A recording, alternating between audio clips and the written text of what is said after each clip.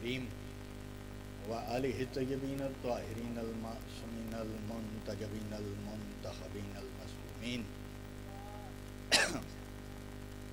ولعنة الله على أعدائهم الملعونين الأجمعين من يومنا هذا إلى يوم الدين. أما بعد فقد قال الله سبحانه في كلامه المجيد والفرقانه الحميد وقوله الحق. بسم الله الرحمن الرحيم. يا أيها الذين آمنوا اطیعوا اللہ واطیعوا الرسول واولی الامر منکم. صلوات پڑھنے کے آواز سے بولا.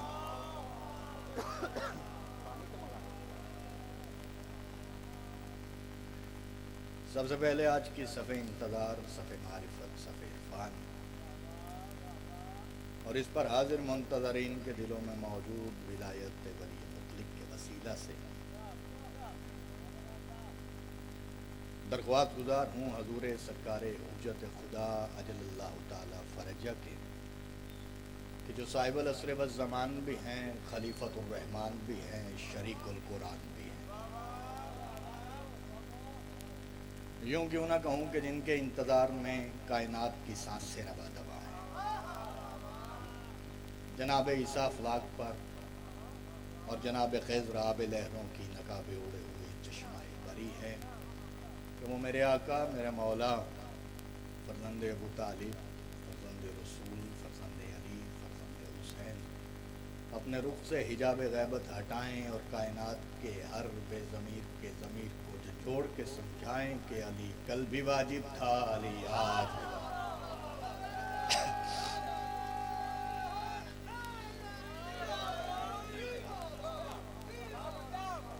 بہت شکریہ، بہت مہربانی، بہت نوازش. میرا اپنا گھر، سارے میرے اپنے عزیز تشریف فرمائیں. مالک بانیان کے رزق کی عزت میں اضافہ فرمائیں. دور نزدیک سے سارے عزیز تشریف فرمائیں. کیونکہ مجلس کا آغاز ہے اور میں چاہ رہا ہوں کہ چونکہ بندے کی زندگی کا آغاز اور بندے کی زندگی کا اختتام صرف علی ولی اللہ سے ہے. جسے سمجھ آئے آغاز بھی علی کے بغیر نہیں ہے اور انتہا بھی علی کے بغیر نہیں. آغاز جب ہوا تو عالم ارواح میں ولایت کا اقرار کیا. انتہا جب ہوئی تو قبر میں پڑے بندے کو کندھوں کے ساتھ ہلا کے کہا افما افہم، سن سمجھ کہ وہ آئیں گے، فرشتے آئیں گے. انتہا سمجھ، وہ آئیں گے اور آ کے کہیں گے، تم سے پوچھیں گے کہ تمہارا امام کون ہے تو انہیں کہہ دینا من اماموں کا علی ابن ابی طالب، میرا امام علی ابن ابی طالب.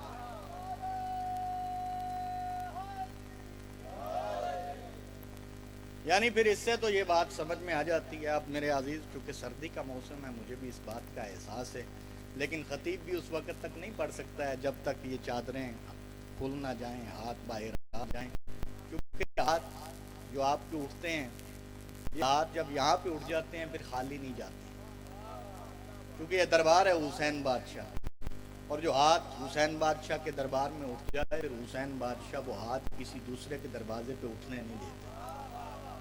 اس لیے تھوڑا سا بیدار رہیں تو مجھے کچھ لمحے آپ کی خدمت میں حاضر رہنا ہے. اس کے بعد سارا دن مولا کے مدح ذکر کریں گے، آپ سنتے رہیں گے.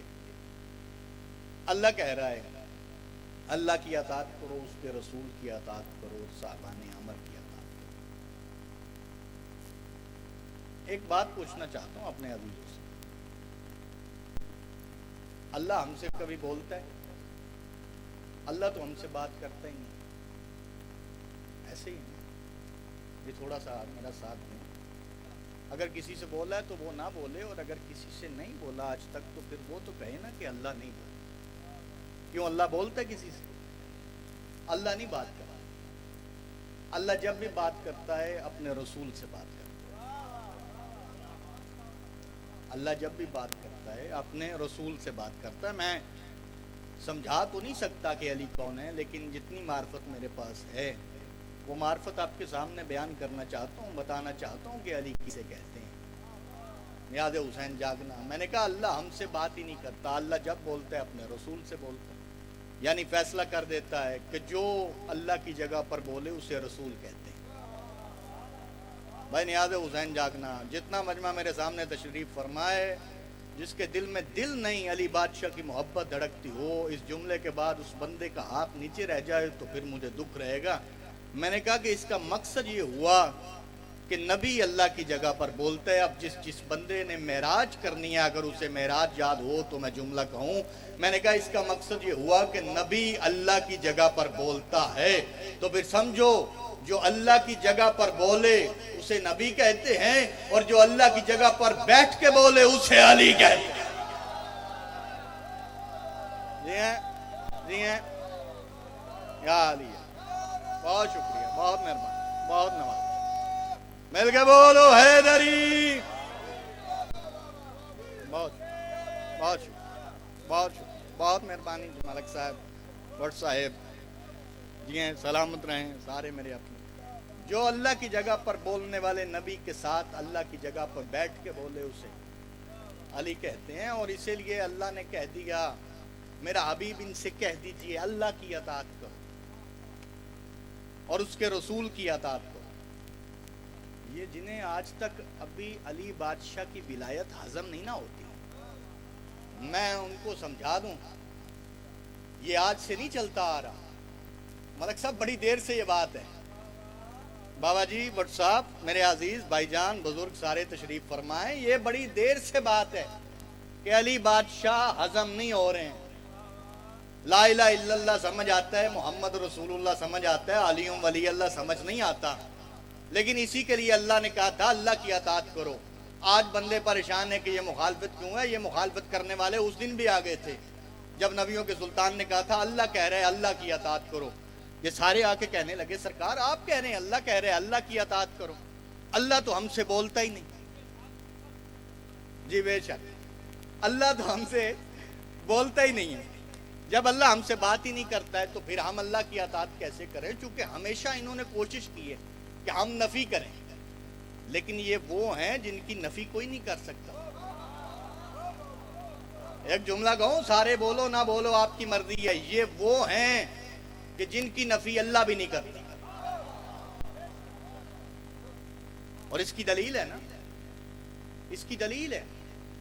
میں نے کہا کہ یہ وہ ہیں جن کی نفی اللہ نہیں کرتا، اس لیے کہ زمین پہ بیٹھ کے عرش کو جاننے والے زمین پہ تسبیح پڑھ رہے ہیں. سامنے سے حسنین آ کے کہتے ہیں اماں ہمارے کپڑے. بی بی تسبیح کے دوران کہتی ہیں درزی کے پاس. جیو بہت شکریہ، بہت مہربانی. یا علی یا علی سلامت رہیں، بہت شکریہ. تو ان کی نفی کوئی نہیں کر سکتا ہے. لیکن آئے تھے آ کے کہنے لگے سرکار آپ کہہ رہے ہیں اللہ کہہ رہا ہے کہ اللہ کی اطاعت کرو. تو اطاعت تو اس کی ہوتی ہے جو ہم سے بات کرے، ہم سے بولے. جب اللہ ہم سے بولتا ہی نہیں ہے تو پھر ہم اللہ کی اطاعت کیسے کریں. ابھی تک آپ علی سن رہے تھے، اب میں دیکھوں گا کہ کون کون ہے جو حسنین کے پاک نانا سے محبت رکھتا ہے. یہ ایک لفظ کہوں گا پوری کائنات اس میں بند ہے. جب کہا نا کہ آپ کہہ رہے ہیں اللہ کی اطاعت کرو، اللہ ہم سے بات کرتا نہیں تو ہم اللہ کی اطاعت کیسے کریں. جب یہ کہا فوراً جبرائیل زمین پہ نازل ہوا. سرکار محمد مصطفیٰ بادشاہ کے قدموں پہ اپنے ملکوتی لب رکھ کے کہتا سرکار اللہ کہہ رہا ہے وَمَن يُطِعِ الرَّسُولَ فَقَدْ أَطَاعَ اللَّهَ. میرے رسول کی اطاعت ہی تو اللہ کی اطاعت ہے. جیو جیو بہت شکریہ، بہت مہربانی. میرے رسول کی اطاعت ہی تو اللہ کی اطاعت ہے. بس ایک دو جملے اور پھر ذکر مسائل. بہت شکریہ. یعنی سمجھا دیا حکم رسول ہی اللہ کی اطاعت.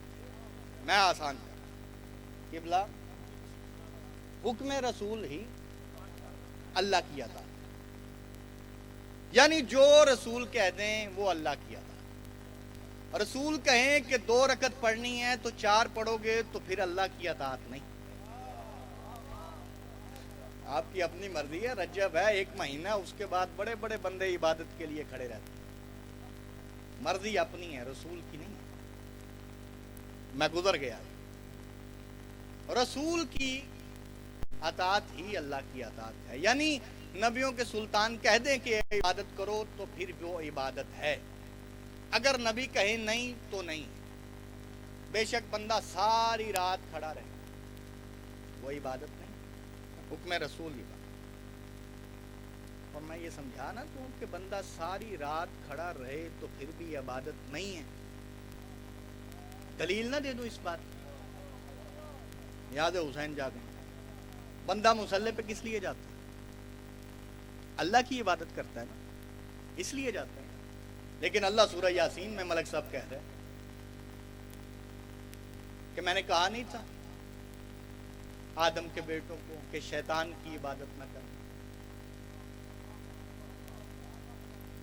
मेरे अजीज समझिएगा नियाज़ हुसैन, मैं एक लफ्ज कहूंगा और इसके बाद मुझे समझ आ जाएगी। यकीनन सारे अली वाले बैठे हैं। मैं बताने जा रहा हूं कि हर वक्त मुसल्ले पे खड़े होके अल्लाह की इबादत नहीं होती। इबादत वही है जो हुक्म रसूल है। अगर नहीं हुक्म रसूल मानोगे तो सारी रात मुसल्ले पे खड़े रहो, इबादत नहीं होगी। इसकी वजाहत मेरे पास ये है कि अबू बसीर मौला के पास आया था और कहने लगा था, मौला मैंने तो आज तक कोई ऐसा बंदा नहीं देखा जो कहे कि हम सजदा भी करते हैं और वो अल्लाह को नहीं करते, शैतान को करते हैं। हम इबादत अल्लाह की नहीं करते, शैतान की करते हैं। नियाज़ हुसैन जागना।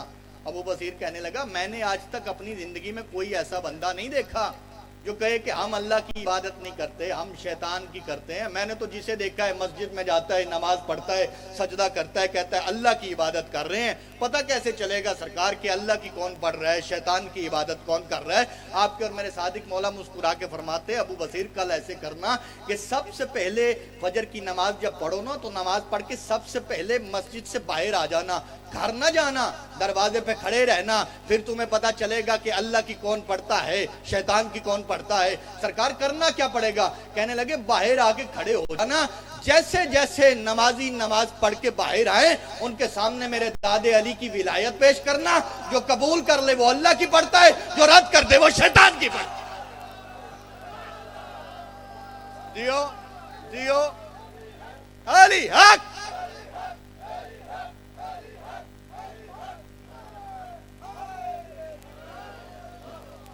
बहुत शुक्रिया, बहुत शुक्रिया, बहुत मेहरबानी, बहुत मेहरबानी। जो कबूल कर ले वो अल्लाह की पढ़े, जो रद्द कर दे वो शैतान की पढ़े। एक जुमला पता है। और कौन क्या समझे? अली तो अली। बंदे हिजाबे खुदा समझने की कोशिश कर, हिजाबे खुदा समझ आ सकते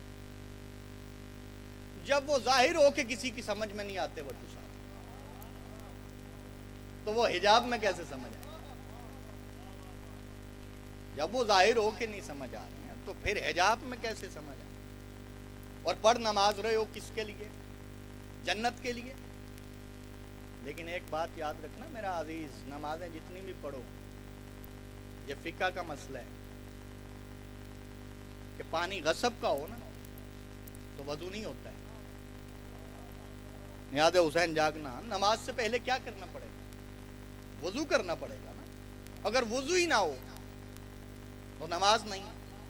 पानी ना हो तो तयम्मम करना पड़ेगा। तयम्मम करना पड़ेगा मट्टी से, तौराब से। यार आपकी अपनी मर्जी है, बड़ा खूबसूरत सुन रहे थे अभी।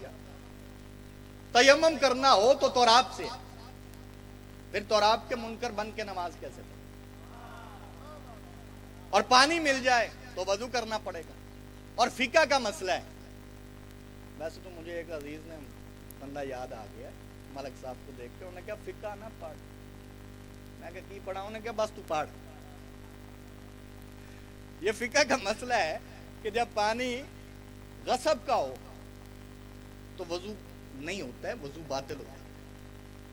اور نیاز حسین جاگنا جاگنا، نماز پڑھو، پڑھنی چاہیے، پڑھتے اس لیے ہو تاکہ جنت جاؤ، لیکن یہ ایسے نہیں پڑھی جائے گی۔ پانی پہلے دیکھنا پڑے گا، غصب کا تو نہیں ہے۔ اگر پانی اپنا ہوگا تو پھر وضو ہوگا، پانی غصب کا ہو تو وضو باطل ہو جاتا، کیونکہ سلطان پوری کائنات کا پانی حق مہر ہے میری زہرا کا۔ اور پھر یاد رکھنا میرا عزیز کہ جب کوئی بھی بندہ نماز پڑھے اور نماز پڑھنے سے پہلے سیدہ کے دشمنوں پہ لعنت نہ کرے، اس کی نماز کل بھی باطل تھی، آج بھی باطل۔ جی ہیں، بہت شکریہ، بہت شکریہ۔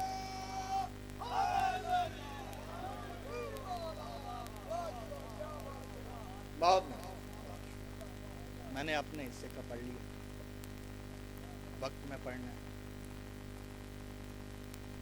میں ایک ضرور بات کروں،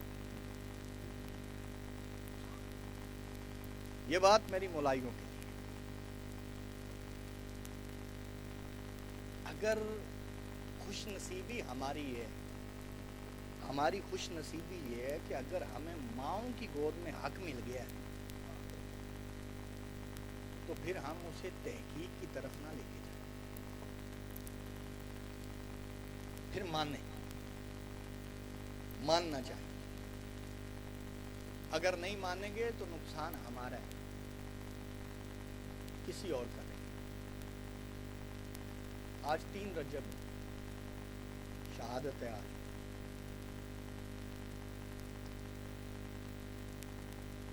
جمادی الثانی کا مہینہ گزر گیا۔ مصائب میں بڑے آرام سے پڑھنے کا آتی ہوں، کیونکہ مصائب خطابت میں یہ سیدہ کی خیرات، پڑھنے والے کے لیے بھی، سننے والے۔ سیدہ جسے آنسو بہرا، یہ آنسو جنت کی ضمانت۔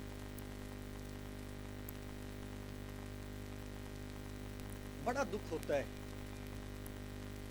جب یہ ذاکرین پڑھتے ہیں، علماء پڑھتے ہیں، اور پھر اس کے بعد یہ لوگ فلسفے کرنا شروع کر دیتے ہیں کہ نہیں سیدہ حق پہ تھی کہ نہیں تھی۔ وقت بدل گیا ہے، مصطفیٰ کی بیٹی ہے اور حق پہ نہ، اجرک من اللہ یا سیدہ۔ ایک لفظ سمجھانا چاہتا ہوں، بیٹیوں کو نا ماؤں سے بڑی محبت ہوتی ہے۔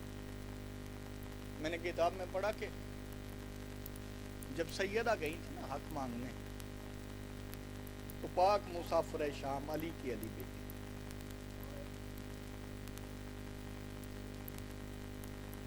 اپنے حجرے میں ایک جگہ پہ نہیں بیٹھی ہوئی،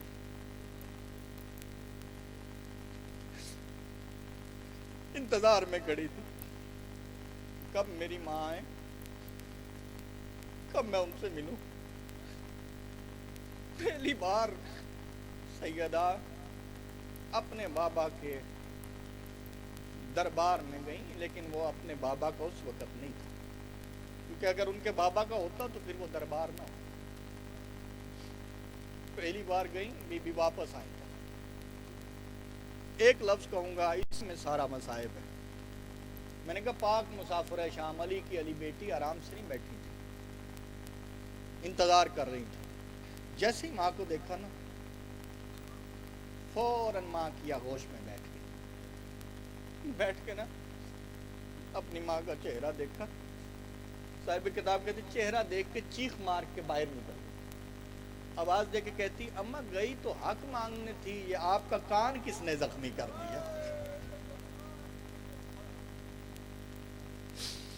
اجرک من اللہ یا سیدہ، اجرک من اللہ یا سیدہ۔